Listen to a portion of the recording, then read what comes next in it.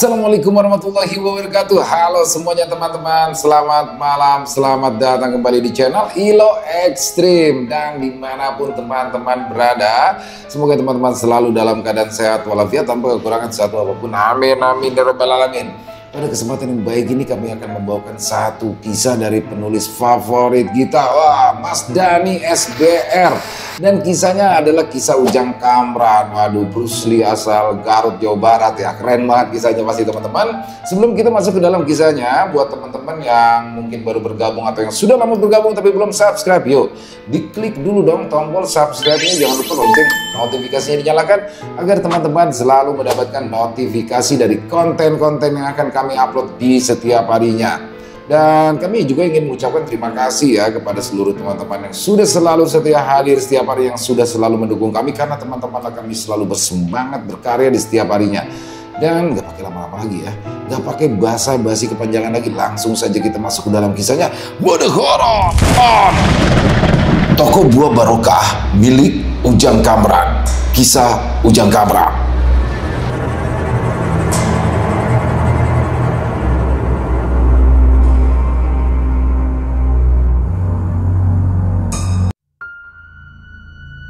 Jakarta, penghujung tahun 1996. Sekembalinya Kamran di Jakarta, dia tidak memiliki pekerjaan apapun. Kamran pun sempat menumpang tinggal di kediaman sang paman yang bernama Dadang. Sang paman pun sempat bertanya kepada Kamran apa rencana Kamran untuk kedepannya. Di situ Kamran pun memberitahu sang paman jika dirinya akan berjualan buah-buahan secara kecil-kecilan. Mendengar itu, Dadang, paman dari Kamran, pun langsung mendukungnya. Tak lupa ia pun berpesan kepada Kamran agar tidak sungkan-sungkan untuk meminta bantuan bila ia menemui kesulitan. Kemudian Kamran juga memberitahu niatannya untuk membuka sebuah kios buah kepada dua sahabatnya, yaitu Ladu dan Rojak. Alhasil mereka pun mensupport Kamran dengan maksimal. Saat ketiganya berkumpul di rumah Ojak, mereka mulai membahas tentang kios buah yang akan dibuka oleh Kamran. "Bran, lu udah ada tempat buat buka kiosnya?" tanya Rojak. "Belum bang," jawab Kamran. "Kamu tuh gimana sih, Bran? Sugan saya mah udah ada," sahut Ladu. "Ya makanya besok saya baru mau nyari," timpal Kamran. "Kagak usah, Bran, gua ada tempatnya. Tempat encing gua, pinggiran jalan. Cocok kayaknya kalau bakal lu buka warung di sana. Ntar gampang udah masalah sewanya," ujar Rojak. "Wah, alhamdulillah bang. Boleh kalau begitu mah," ungkap Kamran kegirangan. Di situ Kamran nampak antusias karena sepertinya usahanya untuk membuka sebuah kios buah terbuka lebar. Dia tak sabar untuk segera memulainya. "Kalau masalah belanja mah gampang atuh, Bran. Nanti saya yang belanjain. Saya kan juga punya langganan. Kalau kamu mau tempo bayarnya, bisa," imbul Ladu mencoba menawarkan bantuan kepada Kamran. Sungguh beruntung Kamran memiliki dua sahabat seperti Ladu dan Rojak. Mereka tanpa pamrih membantu Kamran karena sejujurnya mereka sangat senang saat Kamran sudah kembali ke Jakarta dan bisa berkumpul kembali bersama-sama.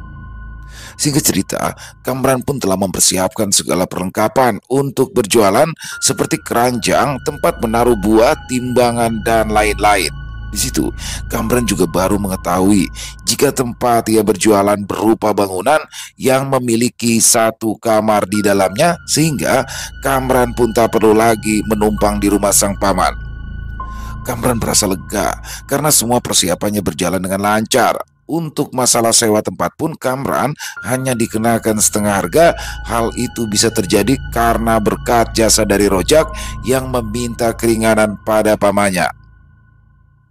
Saat itu Kamran melihat semua perlengkapannya telah siap. Dia hanya tinggal menunggu buah yang akan diantar oleh Ladu dari pasar induk. Tak lupa, Kamran juga telah menyiapkan sebuah tulisan besar yang bertuliskan "Toko Buah Barokah", cukup besar, yang akan dia pasang di atas tokonya. Tak berselang lama, Ladu pun datang dengan mobil engkelnya. Ya, kini Ladu telah menjadi seorang supir dan memiliki kernet sendiri. Dia pun langsung menyeru keneknya untuk menurunkan barang ke dalam toko milik Kamran. "Wah, hebat kamu, Du. Sekarang mau udah jadi supir," ucap Kamran yang merasa kagum pada sahabatnya itu. "Pokoknya mah kamu kalau ada perlu apa-apa, ngomong aja ke orangnya. Gampilah," sahut Ladu. Ini teh kamu sekalian belanja buat kantor. Lah iya, pan saya mah tugasnya belanja, yang nganter-nganter barang mah Pak Ajat sama yang lain. Kenapan? Hebat euy, nuhun pisan Du. Saya udah dibantu. Selo atuh Ran. Mani juga kasahawa atuh timpa ladu pada sang sahabat. Saat itu waktu memang sudah sangat larut malam karena memang di saat itulah Ladu pulang dari berbelanja di pasar induk. Setelah selesai, Ladu pun segera pulang. Tinggallah Kamran seorang diri yang masih menata buah-buahan yang akan ia jajakan esok hari. Keesokan harinya, Kamran pun mulai berjualan. Segala macam buah sudah Kamran tata dengan rapi agar dapat dilihat oleh orang-orang yang melewati toko tersebut. Namun, berjualan memang tak semudah yang ia pikirkan. Itu terlihat. Setelah seharian ia menjajakan dagangannya, ia hanya mendapati 2 pembeli yang singgah di tokonya. Mendapati itu, Kamran pun tidak mengeluh. Dia sadar jika merintis usaha harus didasari dengan sabar dan ikhtiar. Di malam pertamanya ia membuka toko buahnya. Kebetulan itu bertepatan dengan malam pergantian tahun. Ya, nampak banyak para pengendara motor yang didominasi oleh para pemuda-pemudi hilir mudik di depan toko buahnya. Tak sedikit juga pasangan muda-mudi yang lewat. Wajah mereka nampak bahagia ketika di malam pergantian tahun mereka bisa menghabiskan waktu dengan orang tercinta. Akibat pemandangan itu membuat Kamran teringat dan kembali membangkitkan kenangannya di masa lampau.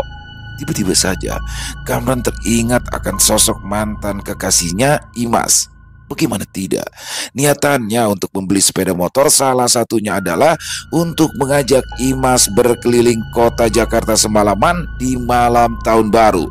Di situ bisa digambarkan jika alur kehidupan terkadang tidak sesuai dengan apa yang sudah kita rencanakan, rezeki, maut, jodoh, dan lain-lainnya sudah ada yang mengatur. Kita sebagai umat hanyalah bisa berdoa dan berusaha. Begitulah kiranya gambaran saat ini yang ada di kepala Kamran mengenai alur kehidupannya.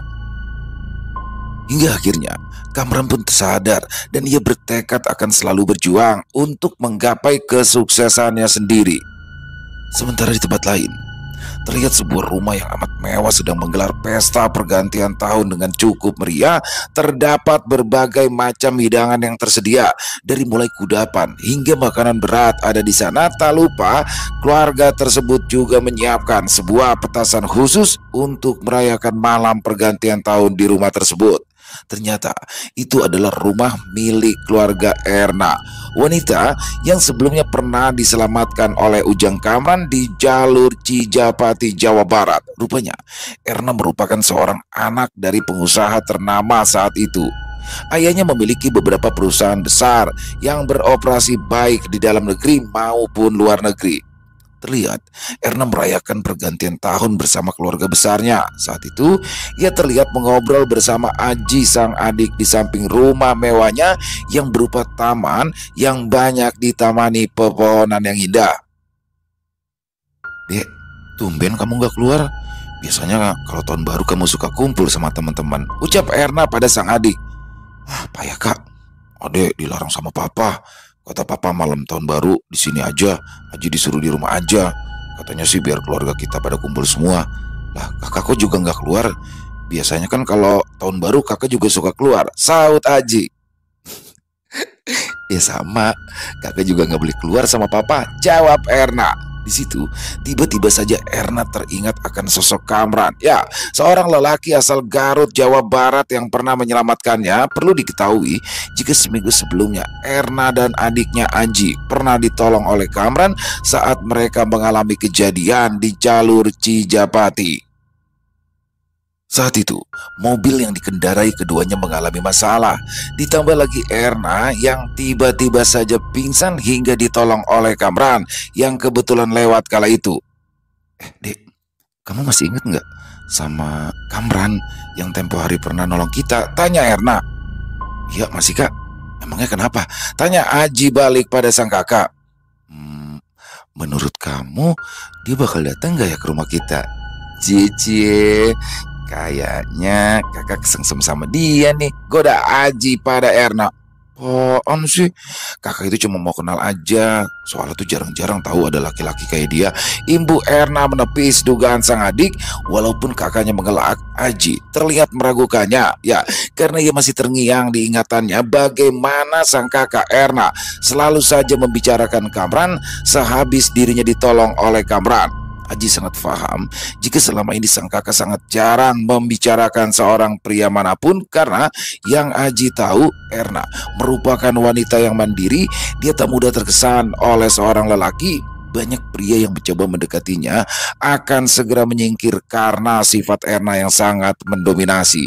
Apalagi dalam segi finansial, Erna jelas tak pernah kekurangan, hingga pria manapun akan sulit untuk merayu Erna menggunakan materi sebanyak apapun. Maka tak heran jika sampai saat ini Erna masih berstatus jomblo alias tak mempunyai seorang kekasih. Ternyata firasat Aji di sini tepat. Sebenarnya di hati yang terdalam Erna, dirinya menyimpan rasa suka pada sosok Kamran yang ditemuinya malam itu. Walaupun tergolong singkat, namun pertemuan tersebut nyatanya sangat membekas di lubuk hati terdalam Erna. Sudah 1 minggu lamanya sejak pertemuan terakhir mereka, sesungguhnya Erna selalu menanti kedatangan Kamran. Entahlah apakah itu yang dinamakan cinta pada pandangan pertama, namun penantian Erna nampaknya sia-sia karena hingga hari berganti minggu dan minggu berganti bulan, sosok Kamran yang dinanti-nantinya tak kunjung datang. Beberapa bulan kemudian, kondisi ekonomi keluarga Erna nampak terguncang. Ya, karena krisis yang terjadi membuat keluarganya mengalami kerugian pada usahanya. Beberapa perusahaan yang dimiliki oleh keluarganya harus gulung tikar, hingga sang ayah meminta Erna untuk menjalani beberapa perusahaan yang masih bertahan. Padahal saat itu Erna baru saja lulus kuliah, sehingga ia pun harus mengurungkan niatannya untuk mengambil gelar S2-nya di luar negeri. Kini Erna telah menjadi salah satu pemimpin pada perusahaan besar milik keluarganya. Wajar saja jika Erna ditunjuk oleh sang ayah, karena pada dasarnya Erna merupakan seorang wanita yang cerdas. Selain parasnya yang cantik, dia memiliki jiwa kepemimpinan yang baik. Saat kuliah, Erna pernah menjabat sebagai ketua BEM di kampusnya yang cukup ternama. Selain itu, Erna juga mendapat predikat cum laude pada nilai akhir di kuliahnya. Tak heran jika dalam waktu singkat Erna telah menyelesaikan kuliahnya tersebut. Saat ini, Erna merupakan seorang wanita yang super sibuk. Kesehariannya banyak dihabiskan untuk mengurusi pekerjaan di perusahaan yang dipimpinnya. Untuk sekedar berkumpul dengan keluarganya pun terkadang ia lewati, apalagi masalah asmaranya. Ya, kini sosok Kamran mungkin sudah hilang dalam benaknya. Sementara itu, usaha toko buah Kamran saat ini telah mengalami kemajuan yang cukup pesat.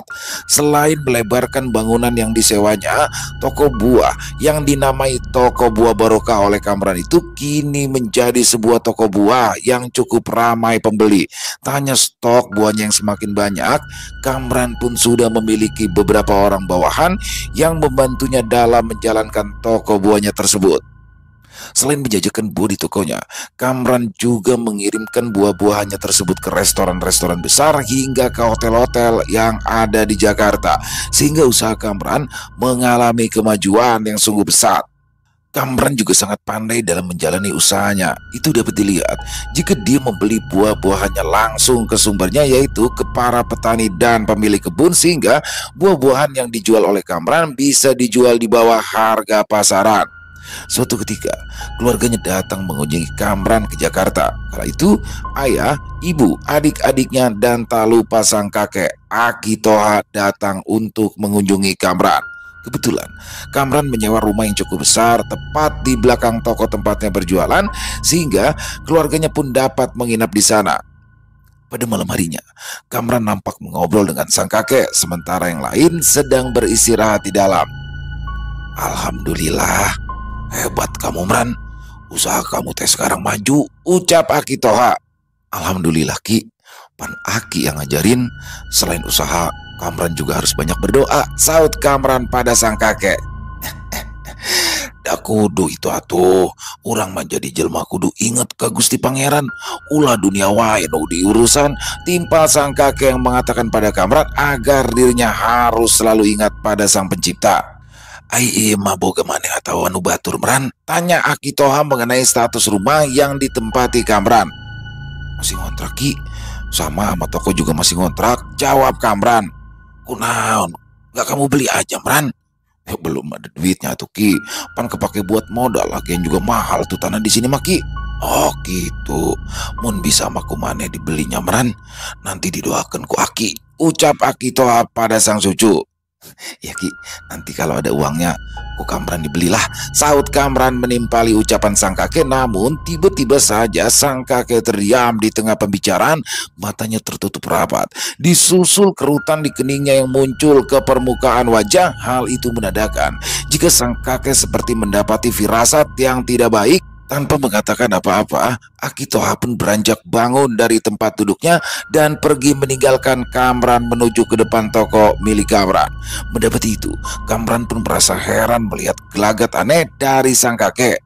Ki, yang kemana Ki? Tanya Kamran kebingungan.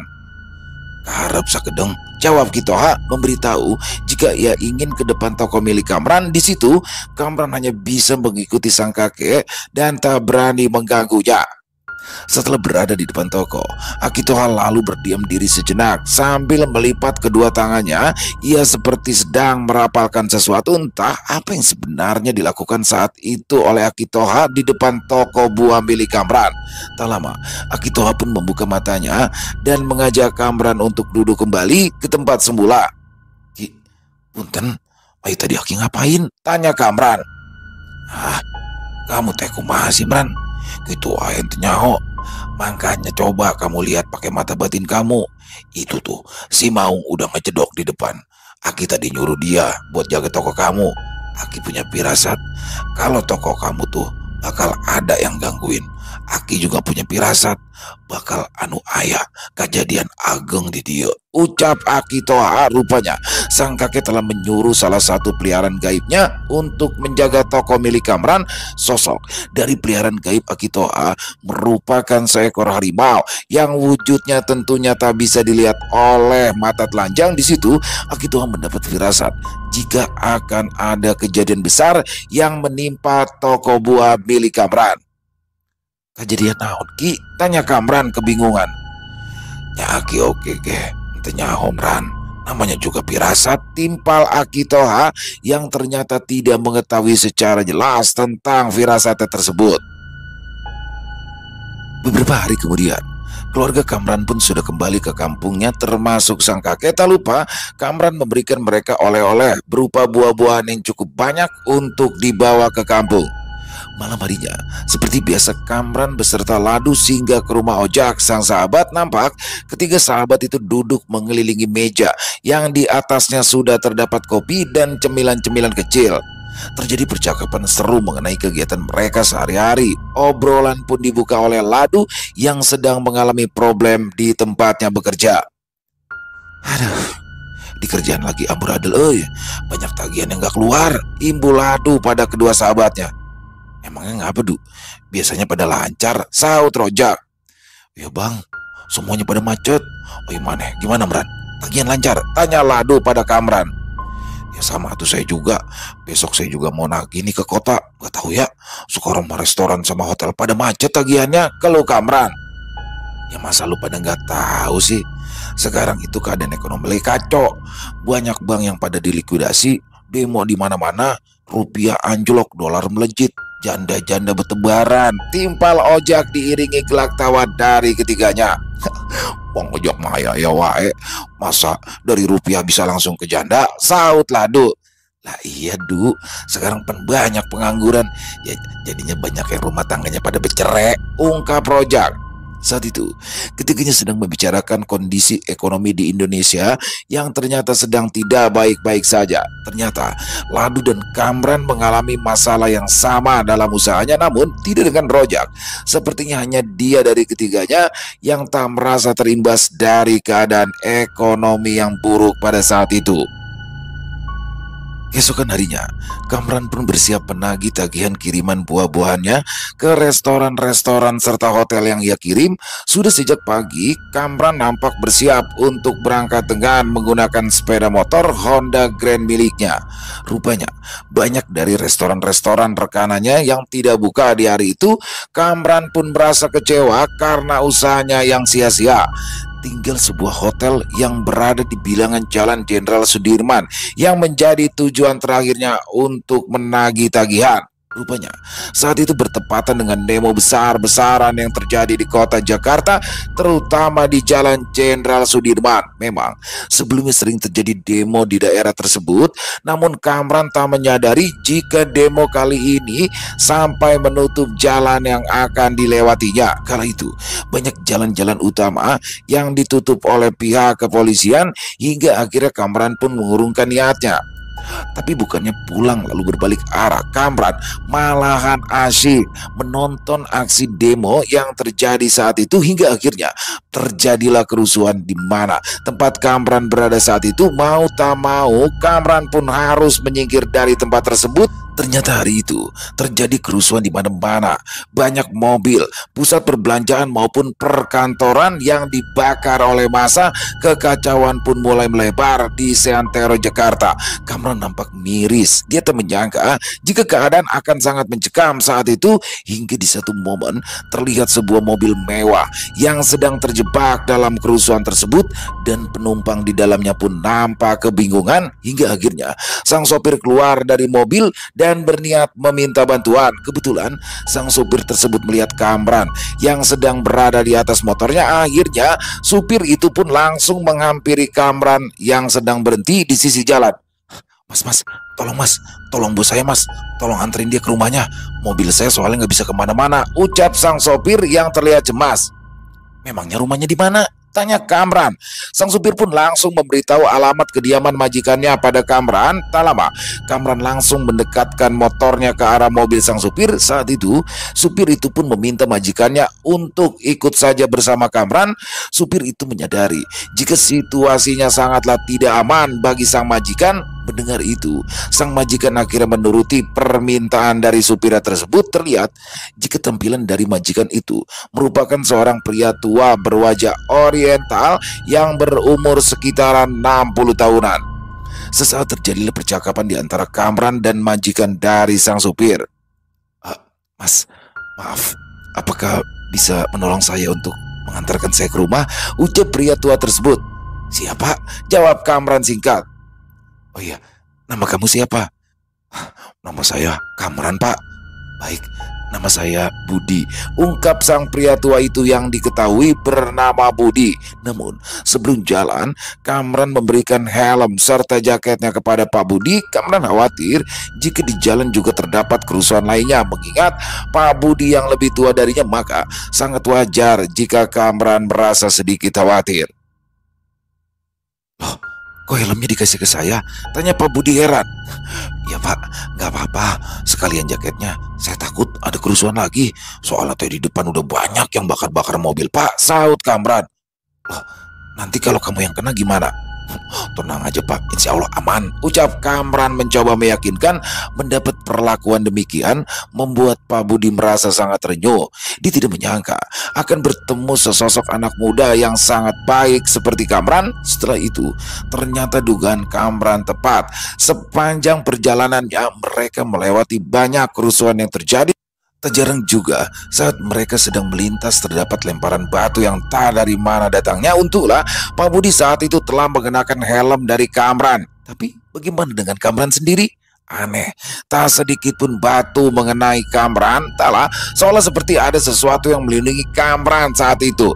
Setelah beberapa jam lamanya, akhirnya motor yang ditumpangi oleh Kamran dan Pak Budi sampai di depan suatu komplek perumahan elit yang dijaga oleh personil aparat dengan perlengkapan lengkap. Selain barikade tembok berkawat, di situ juga terdapat 2 buah tank panser yang menjaga perumahan elit tersebut dari serbuan para perusuh. Rupanya, kediaman Pak Budi berada di dalam perumahan elit tersebut awalnya. Saat ingin memasuki perumahan itu, Kamran sempat dihadang dan dilarang masuk. Namun, setelah Pak Budi melepaskan helm dan memberitahukan identitasnya, para petugas yang berjaga pun langsung mempersilahkan mereka untuk masuk. Setelahnya, Kamran seperti familiar pada jalan yang ditempatinya. Ya, dia seperti telah mengenal perumahan tersebut. Ya, wajar saja karena selama Kamran menjalankan usahanya, terkadang ia melakukan pertemuan di rumah kliennya yang memiliki sebuah restoran. Namun, saat itu keadaan sangatlah mencekam. Selain banyaknya pembakaran kendaraan dan bangunan, aliran listrik pun banyak yang mengalami pemadaman, termasuk di perumahan tersebut. Banyak terdapat rumah yang terlihat gelap gulita. Begitu juga dengan penerangan jalan, sehingga Kamran pun meragukan jika dirinya pernah memasuki perumahan tersebut. Hingga akhirnya sampailah mereka berdua pada suatu rumah mewah yang sedikit terlihat gelap. Itu adalah rumah Pak Budi. Kebetulan rumahnya tersebut memiliki genset sendiri, sehingga rumahnya masih terlihat terang walau ada di bagian tertentu yang masih terlihat gelap.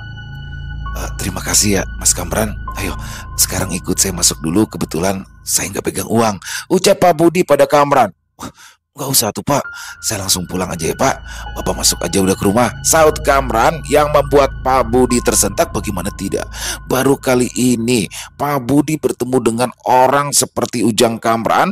Setelah perjuangan Kamran mengantarkan Pak Budi hingga sampai di rumahnya, Kamran tak mengharapkan imbalan apapun. Padahal Kamran telah mengetahui jika Pak Budi merupakan seorang yang kaya raya, rumahnya sangat mewah, dan pastinya Kamran akan diberikan imbalan yang tidak sedikit.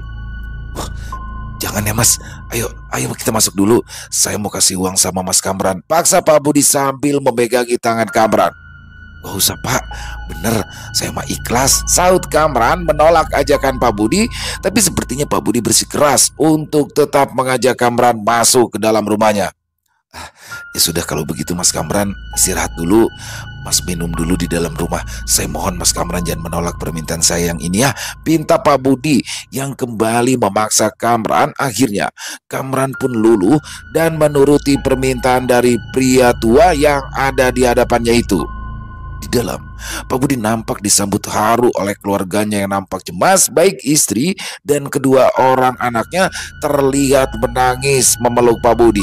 Bagaimana tidak, tersiar kabar jika keadaan di luar sangatlah mencekam. Banyak terjadi pembakaran disertai pembunuhan pada etnis tertentu. Kebetulan Pak Budi merupakan keturunan dari etnis tersebut. Setelah meluapkan rasa lega, Pak Budi pun langsung ingin memperkenalkan sosok Kamran pada keluarganya. Loh, Mas yang tadi kemana ya? Ucap Pak Budi kebingungan. Siapa Pak? Tanya sang istri. Itu orang yang antar Papa ke rumah. Aduh, kalau nggak ada dia, nggak tahu Papa gimana tadi, saut Pak Budi lagi. Ternyata Kamran berhenti di depan pintu karena saat itu dia sangat sungkan melihat Pak Budi yang sedang disambut haru oleh keluarganya. Setelah dihampiri oleh Pak Budi, Kamran pun lalu diajak ke dalam untuk diperkenalkan kepada keluarganya. Di situ tiba-tiba saja wajah Kamran terlihat sangat terkejut. Bagaimana tidak, rupanya anak dari Pak Budi itu adalah Erna dan Aji, 2 orang kakak beradik yang pernah ditolongnya waktu itu. Serupa dengan Kamran, baik Erna maupun Aji juga sama terkejutnya. Mereka tidak menyangka jika orang yang telah menolong sang ayah merupakan orang yang sama yang menolong mereka di jalur Cijapati kala itu. Kamran, ucap Erna spontan. Erna, timpal Kamran sambil mengeluarkan senyuman khasnya. Mengetahui jika sang anak sudah saling mengenal dengan Kamran, baik Pak Budi maupun istrinya juga ikut terkejut. Mereka semua tidak menyangka jika terjadi hal kebetulan yang sangat luar biasa. Kebahagiaan itu seakan membuat mereka lupa jika sedang terjadi hal yang mencekam di luar sana. Tayal, Kamran pun disambut baik oleh keluarga Pak Budi karena selain ia yang telah menyelamatkan Pak Budi, Kamran rupanya juga pernah menyelamatkan kedua anaknya. Di situ Kamran mendapat banyak pertanyaan mengenai latar belakang pekerjaan dan juga asalnya. Begitu juga sebaliknya, Pak Budi menceritakan jika latar belakang keluarganya yang merupakan seorang keturunan Tionghoa. Sedangkan sang istri yang bernama Nilam berasal dari Jawa Barat. Tak aneh jika Erna menjelma menjadi seorang wanita yang cantik dengan mewarisi kulit putih dari sang ayah dan wajah manis dari sang ibu.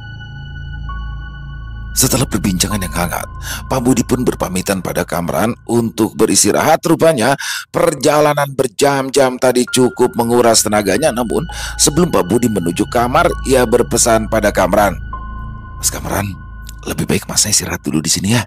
Banyak kamar kosong kok. Nanti biar disiapkan sama Mbok Iem ya. Lagian kondisi di luar itu masih kacau. Lebih baik besok pagi saja pulangnya." Pinta Pak Budi menawarkan Kamran untuk menginap di rumahnya.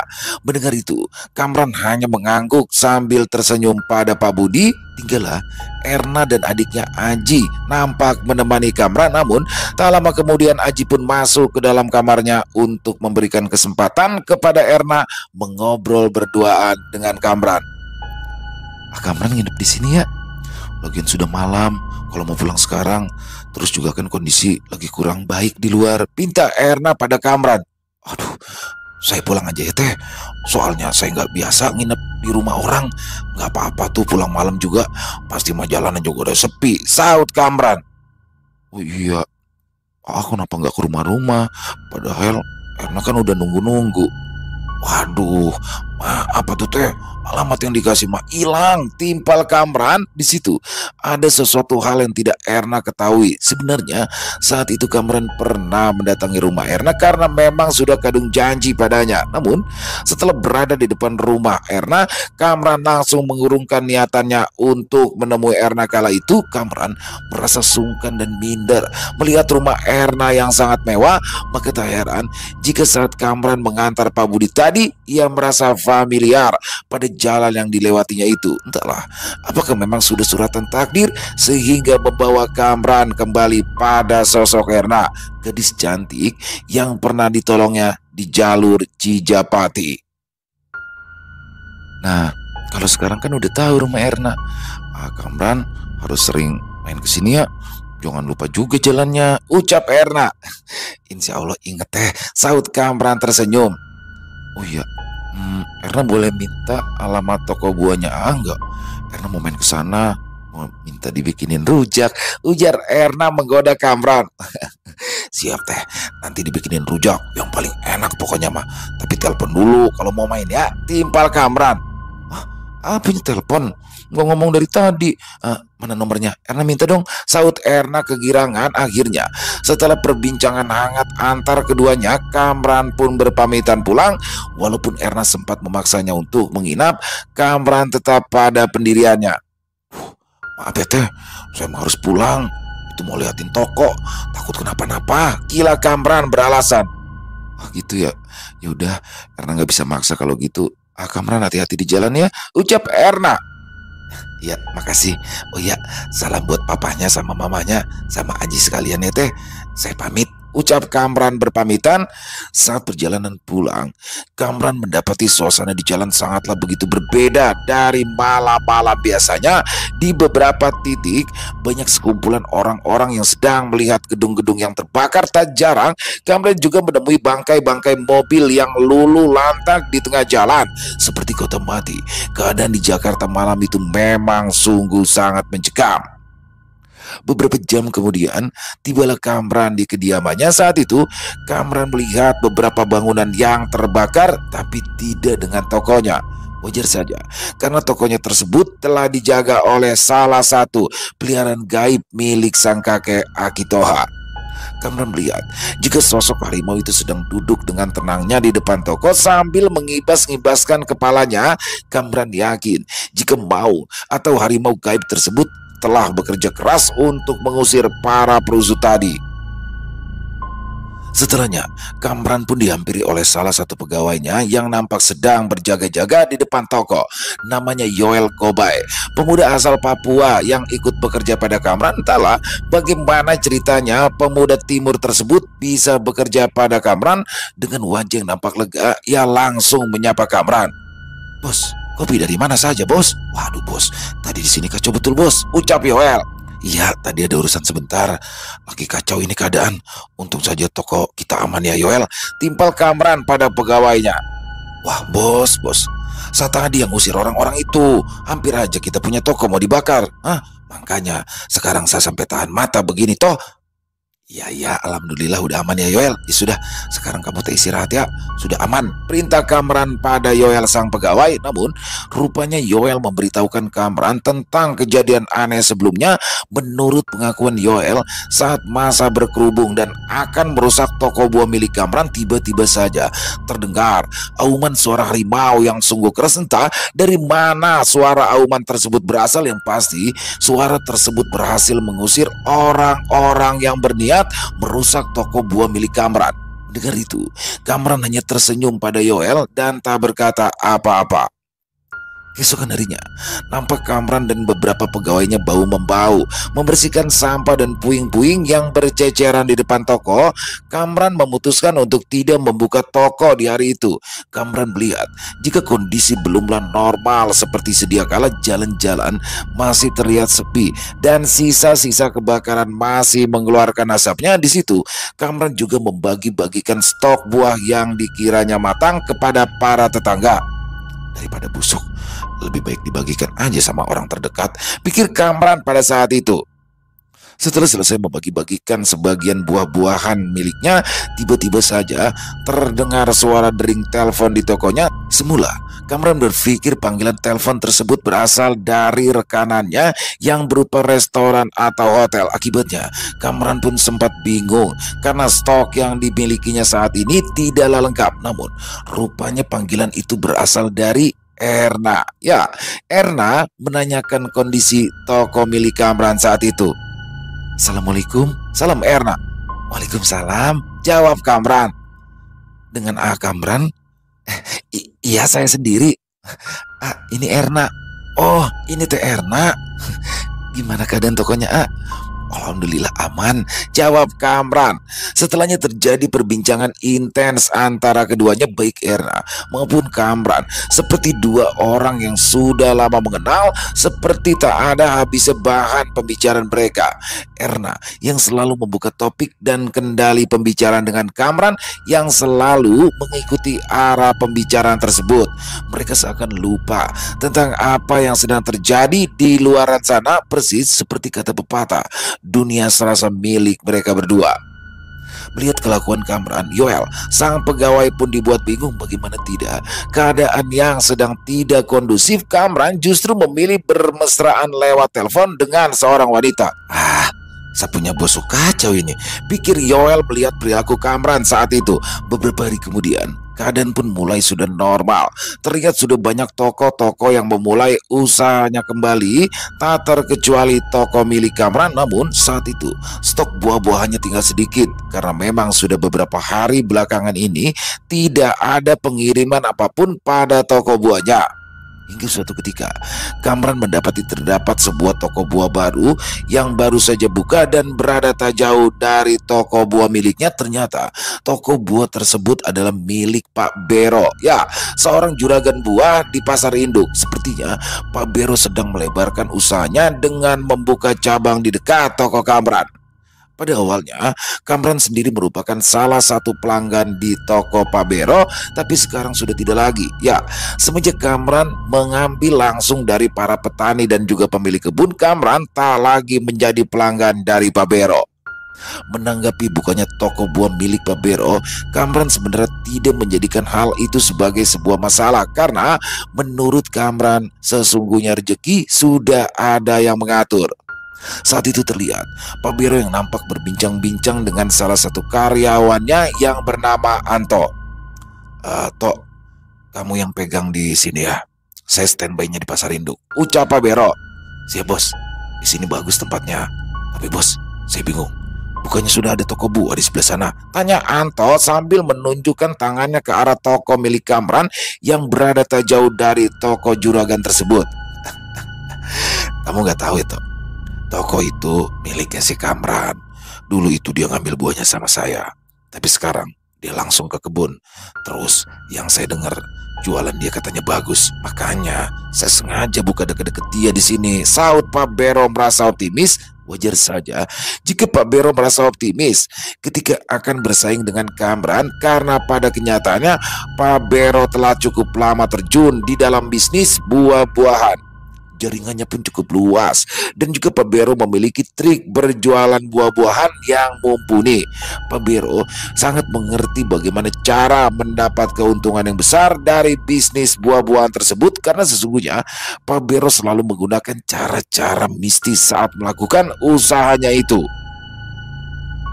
Dan benar saja, walaupun baru buka, toko milik Pak Bero nampak tak kalah ramai dengan toko buah milik Kamran. Rupanya Pak Bero melakukan sistem dumping, yaitu menaruh harga di bawah pasaran. Walaupun sebenarnya hal itu akan mendatangkan kerugian pada Pak Bero, dia nampak tidak khawatir. Ya, dia memiliki rencana untuk mendapat perhatian dan mengambil para pelanggan milik Kamran. Alhasil, penjualan di toko buah milik Kamran pun mengalami penurunan karena hampir sebagian para pelanggannya beralih ke toko buah milik Pak Bero.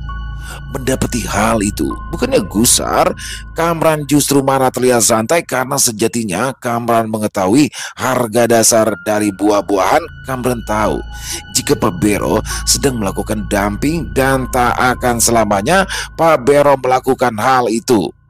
Kamran pun tetap fokus dengan cara berjualannya, yaitu dengan pelayanan prima, menjaga kualitas jujur dengan timbangan, dan memasang harga yang sewajarnya. Kamran juga selalu menekankan kepada seluruh pegawainya untuk melayani para pembeli seramah mungkin, salah satunya Yoel. Walaupun ia berasal dari timur dan memiliki karakter yang keras, nyatanya Yoel merupakan sosok yang sangat ramah dan memiliki selera humor yang cukup tinggi. Tak heran jika Yoel menjadi daya pikat tersendiri bagi toko buah milik Kamran. Namun Kamran tak menyadari niatan busuk yang selanjutnya akan dilakukan oleh Pak Bero. Dengan akal liciknya, Pak Bero menyuruh Anto anak buahnya untuk melakukan sesuatu. Tok, sini, panggil Pak Bero. Siap bos, jawab Anto. Nanti tengah malam kamu lemparin ini ya ke depan tokonya si Kamran itu, perintah Pak Bero sambil memberikan sebuah plastik hitam kepada Anto. Siap bos. Oh iya, ngomong-ngomong ini apa ya bos? Tanya Anto penasaran. Mendengar itu, Pak Bero pun sedikit emosi karena sang bawahan Anto yang banyak bertanya. Kamu itu banyak tanya. Pokoknya nanti tanah yang ada di dalam plastik ini kamu tebar saja di depan tokonya Kamran, sentak Pak Bero. Alhasil Anto pun menjadi ciut. Ia menyesal dengan pertanyaannya. Beberapa jam kemudian, saat waktu sudah menunjukkan pukul 12 malam, Anto langsung melancarkan aksinya dengan melakukan apa yang diperintahkan oleh Pak Bero tadi siang. Dengan sepeda motornya, dia berpura-pura melewati toko buah milik Kamran, kemudian akan berhenti sejenak untuk menaburkan tanah kuburan tersebut. Setelah dikiranya siap, Anto langsung menyalakan sepeda motornya dan langsung menuju ke depan toko milik Kamran.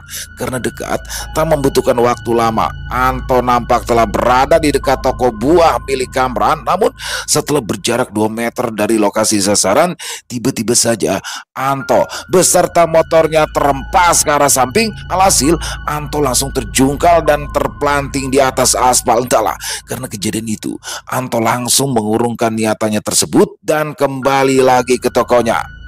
Keesokan harinya, Anto langsung melaporkan tentang kejadian yang dialaminya itu kepada Pak Bos, yaitu Pak Bero. Namun, bukannya rasa iba yang didapatinya, Anto malah justru mendapat amarah dari Pak Bero. Kamu itu gimana sih? Masa bikin begitu aja nggak becus? Pokoknya saya nggak mau tahu. Nanti malam kamu harus ke sana lagi, teriak Pak Bero pada Anto.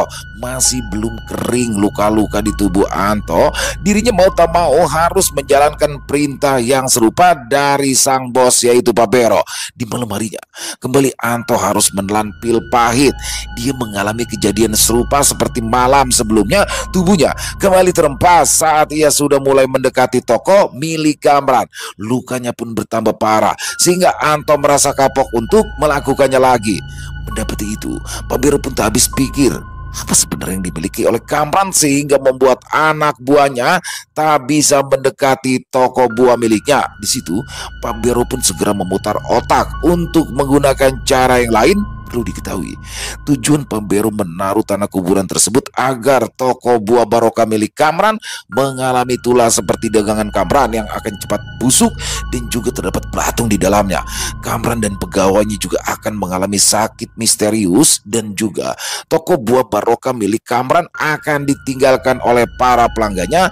Hal itu bertujuan agar toko milik Kamran tutup dan Pak Bero bisa menaikkan harga-harga buah di tokonya dengan tidak merasa khawatir kehilangan para pelanggan. Sejujurnya, sejak awal buka, Pak Bero belum mendapatkan keuntungan alias terus merugi akibat ia menjual buah di bawah harga pasaran demi untuk mendapatkan pelanggan. Akhirnya, Pak Bero pun mendapatkan ide ya. Dia akan mengunjungi Kamran dan berpura-pura berniat untuk menjalin tali silaturahmi kepada Kamran. Keesokan harinya, Pak Bero langsung melancarkan rencananya. Saat itu, dia menunggu hingga sore hari agar tidak menimbulkan kecurigaan dari Kamran. Pak Bero nampak berjalan kaki karena sebenarnya letak tokonya dan toko Kamran tidaklah terlalu jauh. Namun, baru saja dia ingin memasuki pekarangan depan toko buah milik Kamran, tiba-tiba saja Pak Bero dikejutkan pada pandangan yang ada di depannya. Astaga! Ya, saat itu Pak Bero melihat sosok besar harimau sudah berada di depannya. Pak Bero melihat betapa besar sosok kucing besar tersebut dan seolah seperti siap untuk menerkamnya. Tayal, Pak Bero pun tersentak hingga tubuhnya jatuh ke belakang. Karena saking takutnya, Pak Bero pun langsung berlari tunggang langgang meninggalkan toko buah milik Kamran. Kejadian tersebut tak sempat terlihat oleh Kamran maupun pegawainya. Namun yang pasti Pak Bero akan berpikir ulang 2 kali jika ia ingin berurusan kembali dengan Kamran. Dan sejak saat itu, Pak Bero baru menyadari jika selama ini toko buah milik Kamran telah dijaga oleh seekor harimau gaib yang sangat kuat. Akhirnya, mau tak mau, Pak Bero pun kembali menaikkan harga buah di tokonya agar kerugiannya tidak semakin menumpuk. Akibatnya, toko buah milik Pak Bero mengalami penurunan penjualan yang sangat signifikan hingga pada akhirnya Pak Bero pun terpaksa menutup usahanya tersebut dengan kerugian yang cukup besar.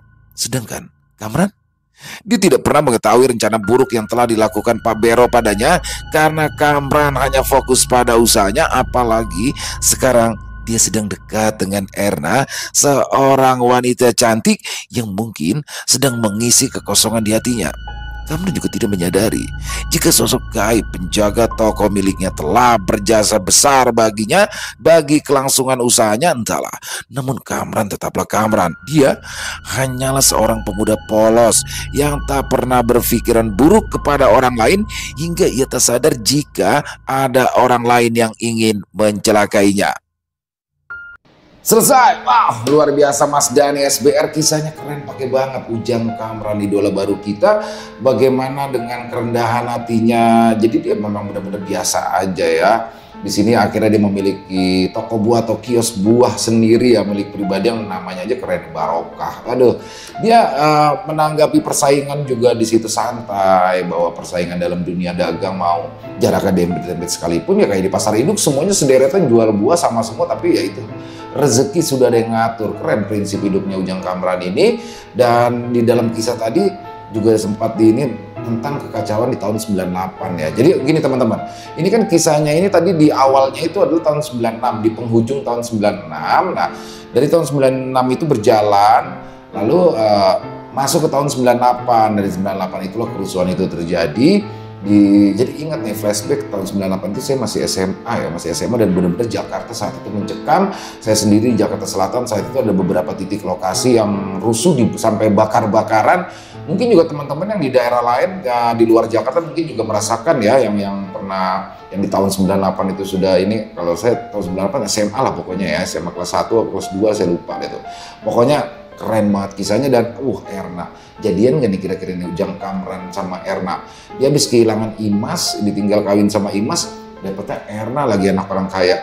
Cina Sunda. Mantap atuh, Mang Ujang. Hajar aja pokoknya Mang Ujang. Buat Mas Dani SBR, jangan lama-lama untuk sambungan kisah dari kisah Ujang Kamran ini. Dan mari kita ambil hikmah yang baik-baiknya saja dalam kisah barusan ya, yang buruk-buruknya dibuang aja. Semoga teman-teman para pecinta penikmat horor terhibur dengan kisah barusan, terutama para subscriber dari channel Ilo Extreme. Buat yang punya komentar lain, silakan bisa menuliskan di dalam kolom komentar ataupun hanya sekedar saling menyapa. Insya Allah kami akan menjawabnya satu persatu. Dan buat yang suka dengan videonya, bisa diklik tombol like, tombol jempolnya. Boleh juga dong di-share link videonya ke teman-teman yang lain agar juga ikut merasa terhibur. Buat teman-teman yang belum subscribe, sekali lagi diklik yuk tombol subscribe. Jangan lupa lonceng notifikasinya dinyalakan agar teman-teman selalu mendapatkan notifikasi dari konten-konten yang akan kami upload di setiap harinya. Oh iya, buat teman-teman mungkin yang punya kisah horor misteri ya, yang diangkat dari kisah nyata, yang berdasarkan pengalaman pribadi, apabila mungkin berkenan dibawakan di channel kami, silakan bisa mengirimkannya ke nomor telepon yang ada di bawah sini. Dan bebas ya, dalam bentuk tulisan boleh, dalam bentuk rekaman suara boleh, senyamannya teman-teman aja pokoknya. Buat teman-teman yang sudah mengirimkan kisah, kami ucapkan terima kasih. Buat teman-teman yang sudah mengirimkan kisah tapi belum sempat dibawakan, harap bersabar karena harus melalui proses penggarapan terlebih dahulu. Di akhir kata, saya Ilo mengucapkan permohonan maaf apabila mungkin dalam pembawaan kisahnya ada kata-kata saya yang salah ataupun ada kata-kata saya yang kurang berkenan. Saya mohon dibukakan pintu maaf yang seluas-luasnya, dan sampai berjumpa lagi di konten-konten kami selanjutnya yang pasti tidak kalah ngerinya, yang pasti tidak kalah seramnya. Masih bersama saya Ilo di channel Ilo Extreme. Salam sehat, sukses selalu untuk kita semua. Wassalamualaikum warahmatullahi wabarakatuh.